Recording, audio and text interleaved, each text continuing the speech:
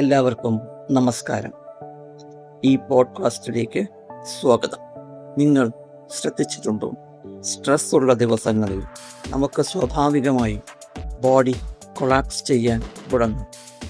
Shoulders താഴേക്ക് പോകും, തല മുൻപോട്ട് ചരിയും, ബ്രീത്തിങ് ഷാലോ ആയി മാറും.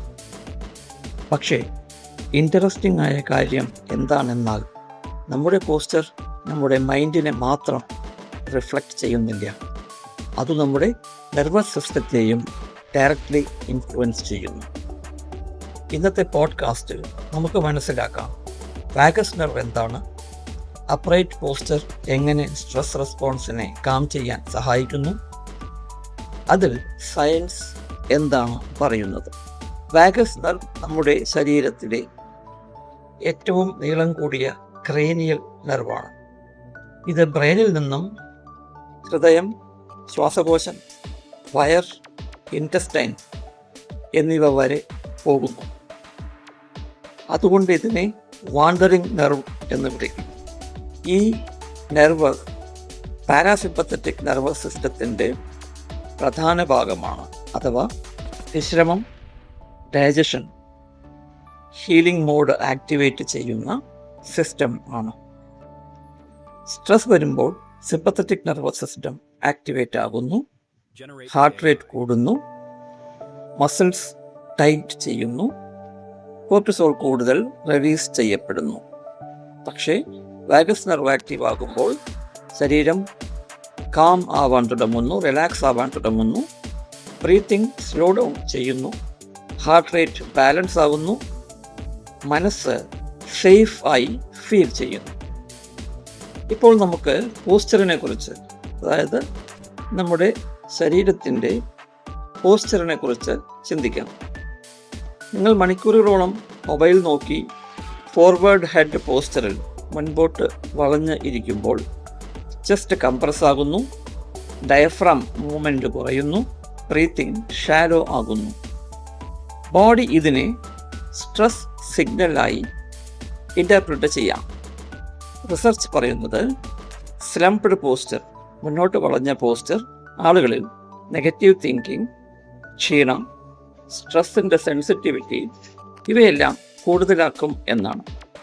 അതേസമയം നേരെ സ്ട്രൈറ്റ് ആയിട്ടിരിക്കുന്ന പോസ്ചർ ആണെങ്കിൽ ബ്രീത്തിങ്ങിനെ ഇംപ്രൂവ് ചെയ്യുന്നു, അലേർട്ട്നെസ്സിനെ ഇൻക്രീസ് ചെയ്യുന്നു, ഇമോഷണൽ റെസിലിയൻസിനെ ഇംപ്രൂവ് ചെയ്യുന്നു. ഒരു റാൻഡമൈസ്ഡ് ട്രയൽ പഠനത്തിൽ അപ്രൈറ്റ് പോസ്ചർ മെയിൻറ്റെയിൻ ചെയ്ത ആളുകൾക്ക് സ്ട്രെസ് സമയത്ത് പെട്ടെന്ന് ബെറ്റർ സെൽഫ് എസ്റ്റീമും പോസിറ്റീവ് മൂഡും റിപ്പോർട്ട് ചെയ്യപ്പെട്ടിട്ടുണ്ട്. ഇത് മാജിക് അല്ല, ഇത് നെർവസ് സിസ്റ്റത്തിൻ്റെ ഫിസിയോളജിയാണ്. നമ്മുടെ വാഗസ് നെർവ് ബ്രീത്തിങ്ങിനൊപ്പം വളരെ ക്ലോസ്ലി കണക്റ്റഡ് ആണ്. ഡീപ്പ് ഡയഫ്രമാറ്റിക് ബ്രീത്തിങ് വാഗസ് നെർവിനെ ആക്ടിവേഷൻ ഇൻക്രീസ് ചെയ്യുവാൻ സഹായിക്കുന്നു. അതുകൊണ്ടാണ് മെഡിറ്റേഷൻ, മന്ത്രജപം, ഹമ്മിങ്, സ്ലോ ബ്രീത്തിങ് എന്നിവ കാമിങ് ഫീൽ നൽകുന്നത്. ജസ്റ്റ് ഓപ്പൺ പോസ്ചർ മെയിൻറ്റെയിൻ ചെയ്യുമ്പോൾ ഡയഫ്രം കൂടുതൽ ഫ്രീ ആയി മൂവ് ചെയ്യും. അതോടെ ബ്രീത്തിങ് ഡീപ്പർ ആകും, റിലാക്സേഷൻ ഡീപ്പർ ആവുകയും വാഗസ് നെർവ് അത് ആക്ടിവേറ്റ് ചെയ്യുവാൻ സഹായിക്കുകയും ചെയ്യുന്നു. അതിനാലാണ് ചിലർ സ്ട്രൈറ്റായി ഇരിക്കുമ്പോൾ തന്നെ കാം ആയി ഫീൽ ചെയ്യുന്നത്. പക്ഷേ ഒരു കാര്യം ക്ലിയറായി മനസ്സിലാക്കണം, പോസ്ചർ മാത്രം ആങ്സൈറ്റി ക്യൂർ ചെയ്യില്ല. സ്ട്രെസ്, ഉറക്കം, trauma, life style, inflammation, breathing patterns എല്ലാം നെർവസ് സിസ്റ്റത്തിനെ അഫക്റ്റ് ചെയ്യും. പക്ഷേ പോസ്ചറിനെ ഒരു പവർഫുൾ സ്റ്റാർട്ടിംഗ് പോയിൻ്റാക്കി മാറ്റുവാൻ നമുക്ക് കഴിയും. കോർട്ടിസോൾ നമ്മുടെ പ്രൈമറി സ്ട്രെസ് ഹോർമോണാണ്. നമ്മുടെ പോസ്ചർ ഹോർമോണൽ റെസ്പോൺസസിനെ ഇൻഫ്ലുവൻസ് ചെയ്യുമെന്ന് പല പഠനങ്ങളും കാണിക്കുന്നു. ഓട്ടോണോമിക് നെർവസ് സിസ്റ്റത്തിലുള്ള ബാലൻസ് മാറ്റപ്പെടുമ്പോൾ ബോഡി സ്ട്രെസ് ഡിഫറൻ്റ്ലി പ്രോസസ് ചെയ്യാം. വാഗൽ ആക്ടിവേഷൻ ഇംപ്രൂവ് ആകുമ്പോൾ ബോഡി ത്രെട്ട് മോഡിൽ നിന്നും റിക്കവറി മോഡിലേക്ക് ഷിഫ്റ്റ് ചെയ്യാൻ എളുപ്പമാകുന്നു. അതിനാൽ അപ്രൈറ്റ് പോസ്ചർ ഒരു മൈൻഡ് സെറ്റിൻ്റെ ട്രിക്ക് മാത്രമല്ല, ബോഡി ബ്രെയിൻ കമ്മ്യൂണിക്കേഷൻ്റെ ഭാഗവും കൂടിയാണ്. ഇപ്പോൾ പ്രാക്ടിക്കലായി ചെയ്യാൻ പറ്റുന്ന ചില കാര്യങ്ങൾ നോക്കാം. 2 മിനിറ്റ് നേരത്തേക്ക് അപ്രൈറ്റ് റിസെറ്റ്. നിങ്ങൾ ജോലി ചെയ്തുകൊണ്ടിരിക്കുമ്പോഴോ മൊബൈലിൽ നോക്കിയിരിക്കുമ്പോഴോ നമ്മുടെ ഷോൾഡേഴ്സിനെ ജെന്റ്ലി പുറകോട്ട് എടുക്കുക. നമ്മുടെ ചിൻ, അതായത് താടി, ചെറുതായി ടക്ക് ചെയ്ത് വയ്ക്കുക. ചെസ്റ്റ് റിലാക്സ്ഡായി ഓപ്പൺ ആയി വയ്ക്കുക. സ്ലോ ആയി എക്സലേഷൻ ബ്രീത്തിങ് സ്റ്റാർട്ട് ചെയ്യുക. 4 സെക്കൻഡ് ഇൻഹെയിൽ ചെയ്യുക, 6 സെക്കൻഡ് എക്സെയിൽ ചെയ്യുക.